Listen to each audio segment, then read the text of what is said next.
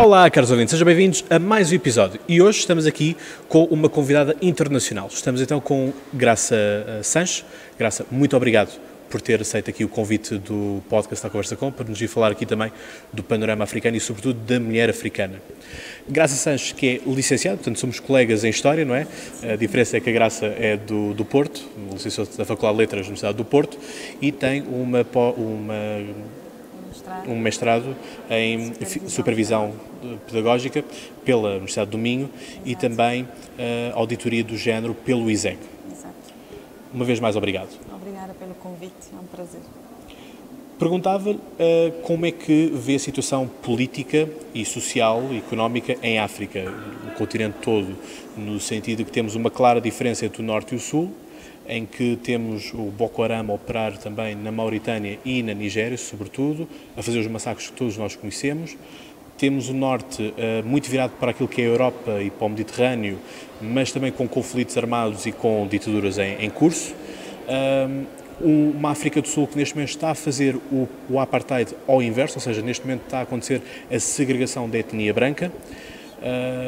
E o que é que nós temos pelo meio da África subsaariana, com piratas na Somália, a ditadura que acontece também em Angola, mas parece que temos agora este laivo de esperança também com este novo presidente, e temos Cabo Verde, que é o seu país, que é, sem dúvida, um exemplo a apontar da democracia a funcionar em África.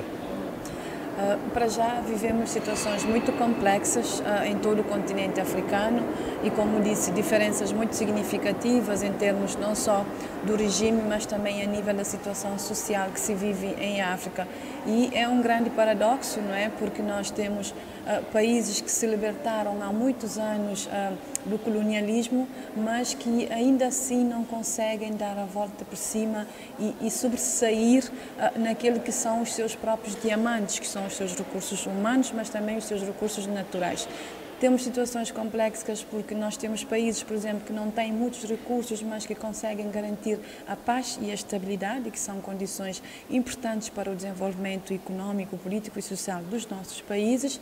E também temos democracias ainda pouco incipientes, que não conseguem se desenvolver a um ritmo que é esperado, e aí não se conseguem também garantir aquilo que são os direitos e as oportunidades das pessoas. Isto acaba por levar-nos a situações que nós temos neste momento com crianças, não é, que estão a sofrer, a morrer e a sofrerem por razões que humanamente não se consegue explicar, por interesses econômicos que não têm nada a ver com aquilo que é o objeto e aquilo que deve ser a preocupação do Estado, não é? Então temos situações muito complexas, mas por outro lado nós temos países que estão a conseguir desenvolver-se, embora com poucos recursos humanos, mas recursos naturais, mas mostrando que a paz e a estabilidade e o desenvolvimento no capital humano fazem toda a diferença nesta matéria, como é o caso de podermos ver a situação da instabilidade na Guiné-Bissau e Cabo Verde,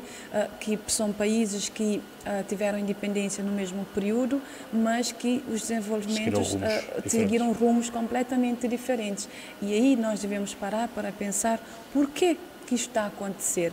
E isto leva-nos a pensar nas nossas lideranças, na forma frágil como estão as nossas populações, que são sobretudo afetadas pela pobreza, e esta pobreza acaba por ter outras dimensões também no processo da democratização dos Estados e no acesso aos recursos que essas pessoas não conseguem ter para se sobreviverem e terem um mínimo de condições de vida. Exatamente. A Graça que privou com o presidente norte-americano Barack Obama porque ganhou o prémio de African Leader. E também ganhou agora recentemente o prémio das 40 mulheres mais influentes da África. Já tinha também ganho o prémio das 100 personalidades mais importantes, mais influentes da África. Como é que vê que as lideranças podem mudar e o que é que falta fazer e como é que viu, na altura, voltamos à questão do paradoxo de que tivemos o presidente norte-americano Barack Obama com as políticas que nós sabemos e agora temos o presidente Donald Trump com as políticas que nós também sabemos e com tudo aquilo que ele anda a fazer por aí. Exato. eu costumo falar que investir nas nossas lideranças é um caminho para mudarmos aquilo que é o nosso pensamento em África. Nós não vamos conseguir resolver os problemas pensando de fora. Nós temos que pensar em nós mesmos, aproveitar aquilo que são as nossas potencialidades e investir naquilo que é os nossos recursos. Porque, veja, nós identificamos um conjunto de situações em África que, ao fim e ao cabo, são problemas que devem ser resolvidos internamente. Não são problemas que as pessoas podem vir de fora para resolver. Tem a ver com a própria formação na capacitação da nossa liderança. Porque as ideologias também têm que estar de forma clara na cabeça das pessoas, para que as políticas, quando são desenhadas, também tenham em conta aquilo que é o interesse das populações. O que nós verificamos em África é que as nossas lideranças parecem que estão a desenhar políticas que não têm nada a ver com o contexto que nós vivemos. E o que nós vemos em alguns desses países é exatamente isso. Políticas desenhadas que estão fora daquilo que são os problemas. É por isso que nós temos altas taxas de pobreza em África ainda, como é o caso de Moçambique, que tem acima de 60% de pobreza. Mas então, como é que nós vamos fazer para melhorar toda essa situação? É investir nas nossas lideranças para ter também uma maior coerência, eficiência e eficácia naquilo que são as políticas, mas também aquilo que tem a ver com os nossos recursos. Os recursos, quando são poucos, têm que ser utilizados de acordo com as necessidades da população. Quando os recursos já são poucos e elas não são utilizadas de forma credível e que mostra à própria sociedade que o político está a investir naquilo que são os problemas, nós temos outros problemas sociais que depois giram à volta disto, causa descontentamento, aumenta as incertezas por parte das populações. Isso não são problemas que nós resolvemos com a ajuda externa, são problemas que nós temos que sentar, pensar e investir nas nossas lideranças para que eles comecem a pensar nos interesses da população e não nos seus próprios interesses, porque, no fundo, o que nós vimos em África hoje em dia é políticos, não é, que têm grande responsabilidade na materialização daquilo que são as políticas para as pessoas, voltadas apenas para o seu interesse, para o seu umbigo, acabando por ficar de fora aquilo que são o interesse das pessoas. E é por isso que o presidente Barack Obama investiu muito neste programa de jovens líderes africanos. Nós tivemos nas melhores universidades nos Estados Unidos a ter formação de liderança, exatamente para sermos um ponto de viragem e de mudança nos nossos países, porque ele reconheceu que a África tem um potencial enorme e que este potencial cabe a nós mesmos saber identificá-los e depois tirar o maior proveito disso, porque se ficarmos sempre a pensar que os nossos problemas serão resolvidos pelos outros, nunca conseguiremos resolver aquilo que são os nossos próprios problemas. Exato, porque vivemos ainda aquilo que são os fantasmas do colonialismo, mas eu diria pior de que agora temos um neocolonialismo, não é? Que é algo que já se arrasta desde os anos 60 e foi batizado justamente pelo líder senegalês, se não me engano. E a questão é, com os recursos todos que a África no seu geral tem, e recordo-me de uma grande reportagem feita por um canal francês, de que 70% do solo africano tem água. Simplesmente encontra-se a profundidades mais difíceis do que a básica perfuração. A questão é, existem também muitos interesses, como nós sabemos, para que a África também não se desenvolva, porque se nós formos a ver, a África tem os diamantes, tem o petróleo, continua a ter a questão do café, do cacau, que tanto peso tem nas economias, não é? Exatamente. E de resto, 80% da economia de São Tomé assenta ainda hoje no café e no cacau, que já o fazia durante o Estado português, não é? No Império Português, e portanto os paradigmas às vezes não mudam. E o que é que falta? Sobretudo porque, como disse bem a Graça, hoje, tal como antes, os líderes africanos são formados também nas universidades, quer da América, quer da Europa. O que é que falta para dar justamente a volta? Exato. Eu penso que a questão tem a ver com a ideologia e com também as causas com quem nós lutamos, porque nós temos que ver que a política é um lugar nobre para se trabalhar. a responsabilidade de definir as medidas macros para o país está nas mãos dos políticos. E se nós temos que ter políticos que não sejam corruptos, nós temos que ter políticos que não estejam a olhar para o seu próprio interesse, mas a pensar na necessidade do seu povo. E isto não se vê de todo em África. E quando eu digo que o problema não está fora, é exatamente por isso, porque os nossos líderes, a maior parte deles, estudam em grandes universidades. O problema está em pôr em prática aquilo que as pessoas aprendem nas universidades. Isto não é as outras pessoas que nos vão dar, somos nós que temos que trabalhar para pôr em prática isto e diminuir os problemas que nós temos nos nossos países, porque não se pode obrigar um líder a não ser corrupto, não é? Então, se ele pensar que está ali para resolver os problemas da população que está em necessidade, e se também eu penso que o que falta muito nos nossos países tem um pouco a ver com a fiscalização. Eu digo a fiscalização não só por parte dos parlamentares, dos tribunais de contas, que são as instituições superiores de controle, mas também da própria sociedade civil. É preciso empoderar a sociedade civil. Por quê? Porque a sociedade civil precisa conhecer aquilo que são os seus direitos, precisa conhecer aquilo que são as políticas programadas para o governo, para que quando elas não sejam implementadas, possam saber como reivindicar esses seus direitos, porque muitas vezes nós aprovamos o orçamento do Estado, é aprovado, por exemplo, e depois quando vemos a execução dos projetos e das verbas, não tem nada a ver com aquilo que foi programado no início, mas a sociedade tem que estar informada sobre isso, para que quando isso aconteça ela possa fazer esta reivindicação, porque senão os políticos continuam a fazer as suas coisas e não tem ninguém por detrás para fazer essa fiscalização. Então, a capacitação, ela também é importante, mas é importante que a sociedade civil esteja empoderada para poder fiscalizar aquilo que são as políticas que são implementadas nos seus países. E outra coisa importante que, quando fala dos recursos, é inconcebível que em São Tomé, com a produção de cacau que nós temos lá, é inconcebível que seja nos outros países utilizar este cacau para fazer o melhor chocolate do mundo. São Tomé tem que tirar melhor proveito daquilo que é o seu potencial em termos de recursos. Então, isto quer dizer que o Estado tem que fazer uma introspeção, ver que isto é um recurso natural dele, que não está a ser bem aproveitado e em benefício da população. Porque aquelas pessoas que fazem a produção e a colheita do cacau, se formos ver como é que é a situação dessas pessoas, é lastimável. Essas pessoas não têm nenhuma qualidade de vida e quem está a ganhar com a produção dessas pessoas não são eles, não são os santomenses. E é preciso que a África também veja que tem o potencial para o seu crescimento e que os outros países, claro que querem que os produtos sejam comercializados nos seus países, é claro. Então, você tem a matéria-prima, dá para o outro trabalhar e depois vai te vender. Exato. Não, isto é inconcebível. A África tem que aproveitar melhor os seus potenciais para que isso possa acontecer. Côte d'Ivoire é um dos países que agora está a ter um crescimento económico elevado. Por quê?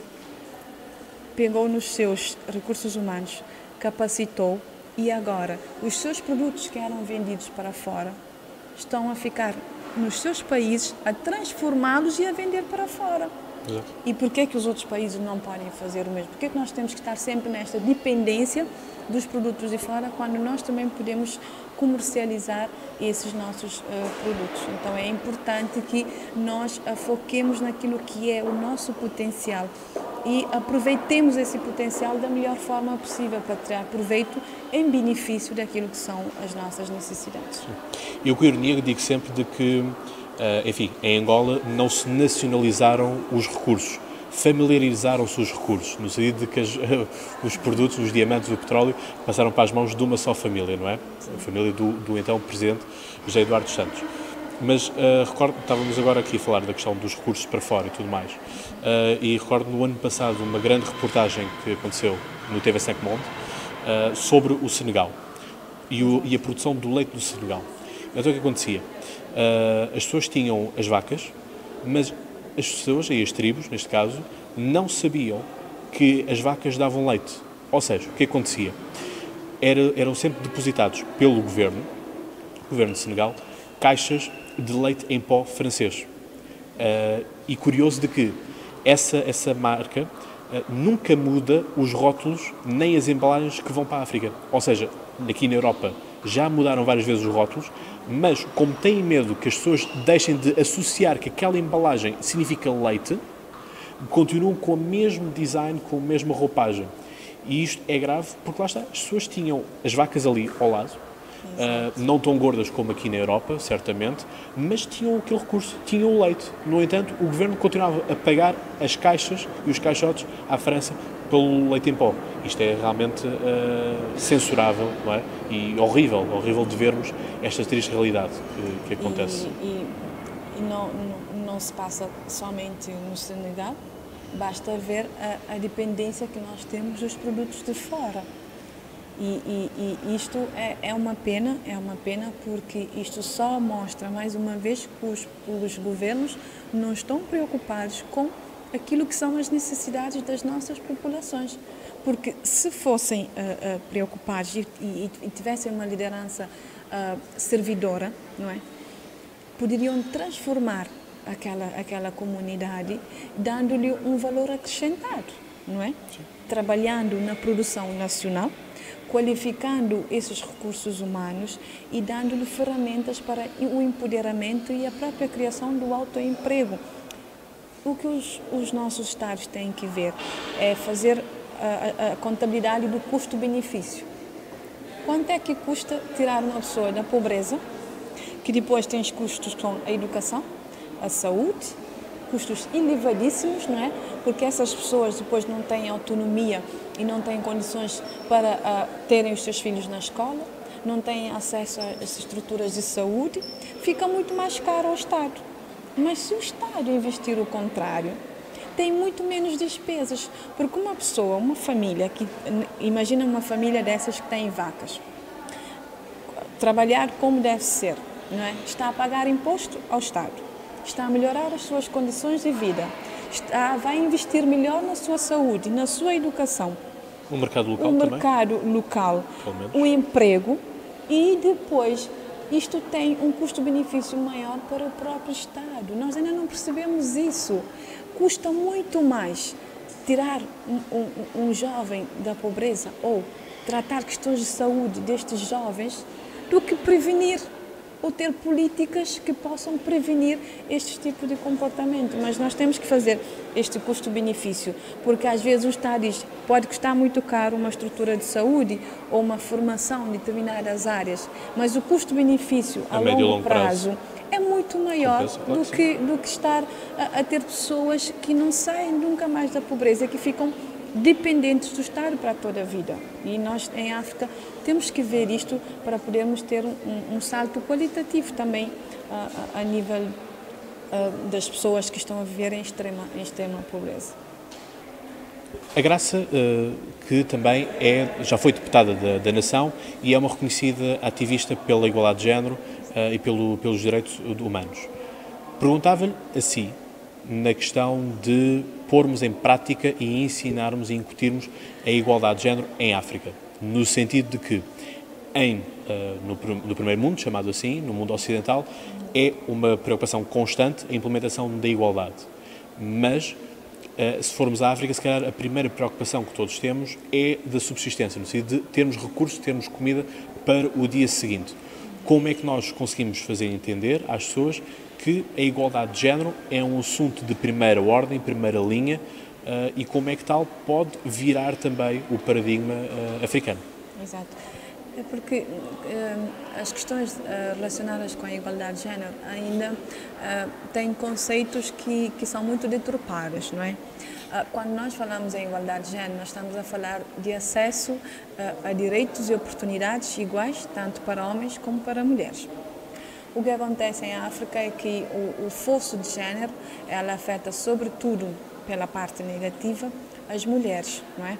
Estamos a falar, por exemplo, do acesso da pobreza, não é? é um rosto muito feminino em África ainda, a pobreza.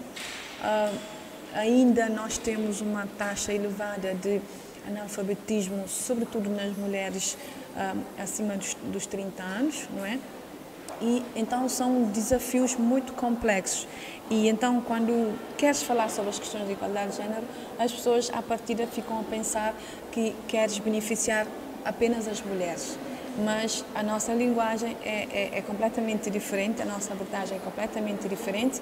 É dizer que para termos uma sociedade com iguais oportunidades e acesso para todos, os homens e as mulheres têm que estar em pé de igualdade, em termos de direitos e de acessos a oportunidades, que no fundo não acontece de todo nos nossos países.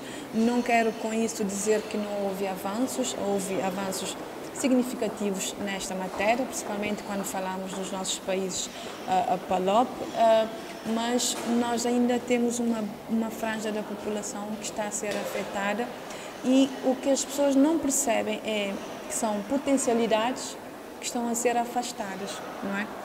E quando eu digo isso, eu falo das mulheres, nossas mulheres em África, que labutam no seu dia a dia, na agricultura, na pesca, na indústria e em todos os setores, especialmente o setor informal, não é? E cujo esse trabalho não é valorizado e não conta, sobretudo, para o PIB. E é curioso ver que, na maioria dos nossos países, o setor informal ocupa 90% das atividades econômicas dos nossos países. E é grave como este trabalho não é valorizado e não conta para o PIB. E então, nós precisamos falar de igualdade de oportunidades e igualdade de género nos nossos países para que as pessoas percebam que nós não vamos evoluir enquanto os homens e as mulheres não tiverem as mesmas oportunidades. E eu, quando falo isso, estou a falar no setor da educação, né? No meu país, por exemplo, não é uma questão que se coloca porque nós temos paridade na educação desde o pré-escolar até o ensino superior, mas nós temos países como Moçambique e Angola em que esta taxa é muito elevada. E como é que nós vamos combater a pobreza tendo gente analfabeta? Não vamos poder combater pois a pobreza. Não há capacidade de reclamação, não é? Não há capacidade de reclamação e não há como aproveitar essas potencialidades de que eu falo, porque nós temos mulheres artistas em termos de sobrevivência. Se tu pegas nessas mulheres que são artistas em termos de sobrevivência, porque elas é que fazem sobreviver as famílias. Uma boa taxa das famílias em África são chefiadas por mulheres. E essas mulheres têm uma vida muito difícil, mas conseguem fazer sobreviver a sua família. Então, se investires um bocadinho mais nessas mulheres, dando-lhes iguais oportunidades, não estarias a melhorar a taxa de pobreza em África? Porque nós não podemos pensar que a igualdade de género é dar oportunidades para uns e deixar outros de fora. É nivelar? É nivelar. Só que você, para nivelar, você começa por aqueles que são os mais prejudicados.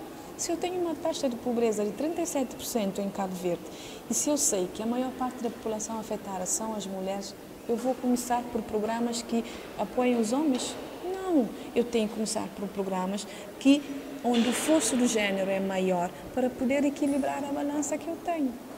E é isto que dá a percepção das pessoas de pensar de que queremos beneficiar sobretudo as mulheres. Um outro benefício disto é mostrar às pessoas de que quando nós temos igualdade de oportunidades e de direitos para as pessoas, nós não estamos a beneficiar uma pessoa ou uma mulher, estamos a beneficiar toda a sociedade e toda a família no seu todo.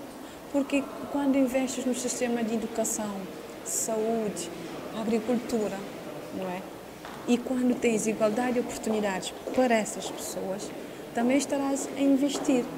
Mas aí nós temos um problema muito grave em África, que é a questão dos cargos de decisão.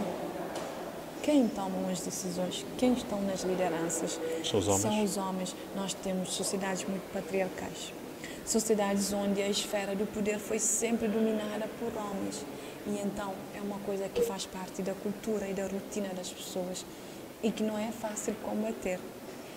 Mas nós, nos órgãos de decisão, nós precisamos ter o equilíbrio da representatividade.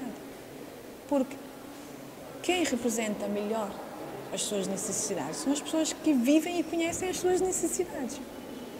Se eu estou num cargo onde eu tomo uma decisão importante para o meu país e só tenho homens, é claro que nem sempre eles vão defender na plenitude aquilo que são os interesses dos homens e das mulheres. É preciso ter um equilíbrio para que, quando sejam identificadas as necessidades, sejam feitas necessidades para homens e para mulheres. E se crie políticas, não é, para combater as necessidades que são de um e do outro. Mas se eu estou a combater as necessidades de apenas um grupo de pessoas, eu estou a pensar que a minha população é heterogénea, e o que é que eu estou a fazer? Eu estou a aumentar aquilo que são as desigualdades que existem. No Parlamento cabo-verdiano, sentiu-se minorizada por ser mulher? Não foi fácil, porque na altura, quando eu entrei, tinha 29 anos. E já agora, peço desculpa estar a interrompê-la, mas qual é que era a proporção de mulheres deputadas e homens deputados? Nós ainda em Cabo Verde, bom, na altura tínhamos 20%, neste momento temos 23%. Não evoluímos muito nesta matéria, estamos ainda abaixo da média mundial, no mínimo 30%, mas não foi fácil no sentido de que, além de ser mulher, era bastante jovem e, como sabe, o meio político ainda é um meio muito dominado, não só por homens, mas de pessoas com muito mais influência em termos de experiência ao longo dos anos, e então, quando há a entrada assim do jovem, sempre visto como alguém que pode tomar o seu lugar. Então, é um meio muito competitivo, a competitividade é diária, tens sempre que estar a mostrar que tens capacidades para lá estar, porque os homens sempre desconfiam daquilo que são as capacidades das mulheres. Primeiro porque são poucas as mulheres que lá estão, não é? E porque não se dá oportunidade para que as mulheres possam mostrar aquilo que são as suas capacidades. Então, é um mundo muito violento. A forma como é feita a política em África ainda não é muito atrativo para as mulheres. O discurso é super violento, é um discurso muito pessoalizado, os debates são muito pessoalizados, ainda mais em meios pequenos como os nossos países, ou como em Cabo Verde, por exemplo. É extremamente difícil, mas a mulher cabo-verdiana tem ocupado muito este espaço, não só no Parlamento, mas também a nível das autarquias. É claro que não é um número que ainda corresponde às expectativas da sociedade cabo-verdiana. Há um trabalho a ser feito nessa matéria, até se chegar à questão da paridade, porque efetivamente não há uma representatividade quando tens um Parlamento com 72 deputados e vês apenas 15 mulheres. Então, é um trabalho ainda que tem que ser feito para que as mulheres estejam nos órgãos de decisão, não é? Não só nos partidos políticos, mas também a nível das autarquias, a nível do governo e também a nível de empresas também, públicas e privadas, para que haja um maior equilíbrio na tomada de decisão. Falávamos aqui da questão da sociedade patriarcal, que em África é muito vincada, e em todos os países ali do Médio Oriente. Colocava-lhe a questão de como é possível combatermos, por exemplo, a questão da mutilação genital feminina, que é uma coisa que está muito enraizada, muitos séculos, que em Portugal, infelizmente, também vieram-se a descobrir casos de mutilação genital feminina. Como é que podemos combater este flagelo? Como é que podemos fazer uma reeducação, não é? De que, enfim, a mulher pode ter o clitóris e que isso não tem nada de mal, por assim dizer. Eu penso que primeiro tem a ver com a abordagem que nós temos que ter perante essas pessoas. Estamos a falar de cultura, estamos a falar de valores e não é fácil chegar nestas comunidades e dizer simplesmente tem que parar com essas práticas. Eu penso que tem que haver uma abordagem mais pedagógica junto dessas pessoas, tentar mostrar-lhes que isto não faz diferença nas suas vidas, no seu dia a dia, e que é uma cultura que pode estar a pôr em causa alguns outros direitos que as pessoas têm, porque efetivamente é uma situação muito grave estar a acontecer isto ainda, mas eu penso que tem que ser estudada a raiz do problema, não é? E tentar atacar este problema com soluções inovadoras, mas também que passam sobretudo pela consciencialização das pessoas que têm esta prática, não é?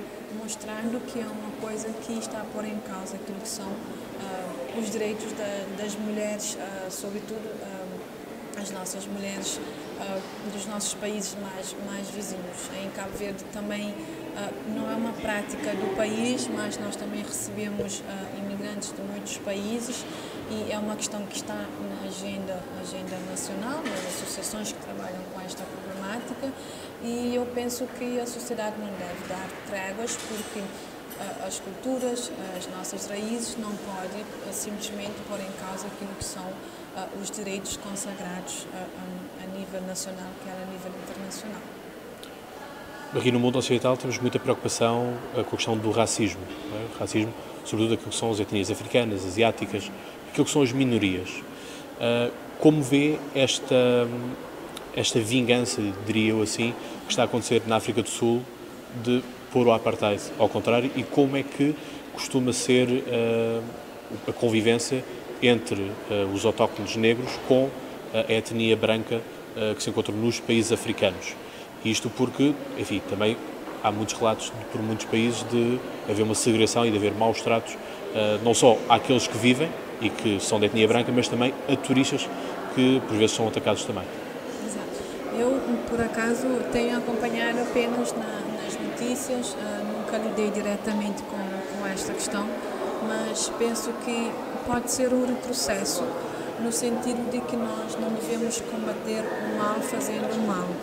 Eu penso que as pessoas têm que ter alguma racionalidade neste momento, pensar com calma e tentarmos sempre pôr no lugar do outro, porque nós somos, os nossos países, vivemos muito na diáspora, e nós temos que sempre pensar que estaremos nos países do outro. E hoje em dia não se justifica resolver um problema criando mais problemas raciais, porque o mundo já tem problemas demais, e em África, sobretudo, nós temos o combate à fome, o combate ao analfabetismo, a própria sobrevivência em várias partes, e não justifica estarmos a ter essas atitudes.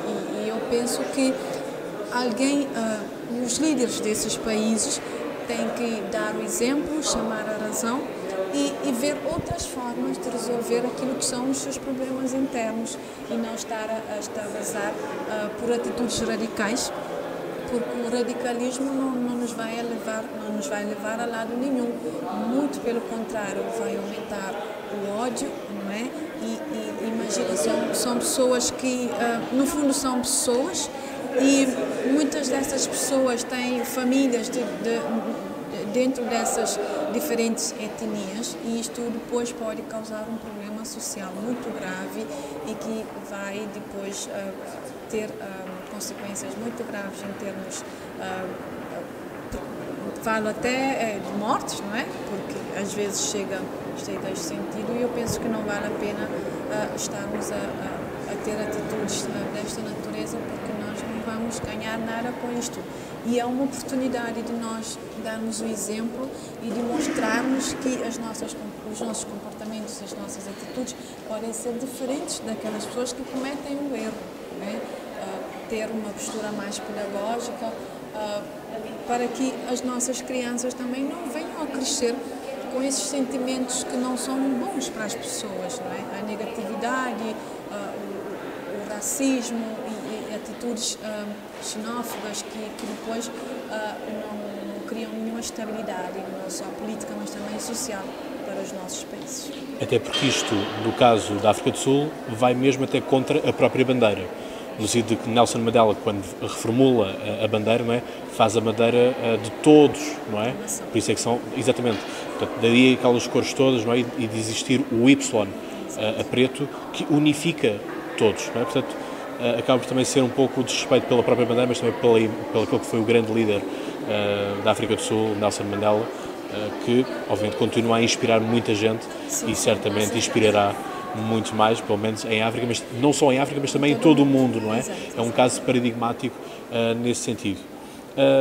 Doutora Graça Sanches, deixava-lhe as últimas palavras de reflexão em relação a tudo aquilo que nós estamos aqui a falar da África, mas também da igualdade de género. Exato. Eu queria dizer aos nossos governantes para terem um pouco atenção às nossas comunidades, para no sentido de usarem melhor aquilo que são as nossas potencialidades, mas também os nossos recursos, porque um uso eficiente e eficaz dos recursos também tem a ver com a transparência.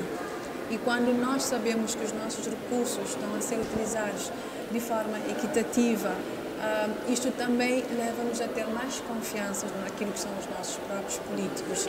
Então, que pensem nisso, que trabalhem em prol daqueles que mais necessitam e que tentem fazer políticas que estejam de acordo com as necessidades dos homens e das mulheres. O desenvolvimento, ela só é feita com a inclusão. Quando deixamos, ainda que seja 1% da população de fora, o nosso desenvolvimento não é completo. E as nossas lideranças podem ser mais inclusivas e podem acolher homens e mulheres, dando oportunidades iguais para todos, porque todos nós temos algo de bom para dar aos nossos países e quando aproveitarmos melhor aquilo que nós temos de melhor, estaremos a ter um futuro melhor, não só para os nossos países, mas também para a África. Eu sou uma otimista, confio na África e sei que teremos líderes capazes de saber ver isso e levar adiante um continente cheio de potencialidades. Esperemos ver daqui a uns anos a Graça a liderar Cabo Verde. Será um gosto imenso para o podcast ter estado aqui à conversa consigo. Graça, muito obrigado. Obrigada pela Deixava também aqui uma frase que é a igualdade parte de todos. Também tem que ser os homens a colocarem-se lado a lado com as mulheres para a criação de uma sociedade livre, justa e igual para todos. Vocês, caros ouvintes, muito obrigado por nos seguirem e já sabem, até lá, boas conversas.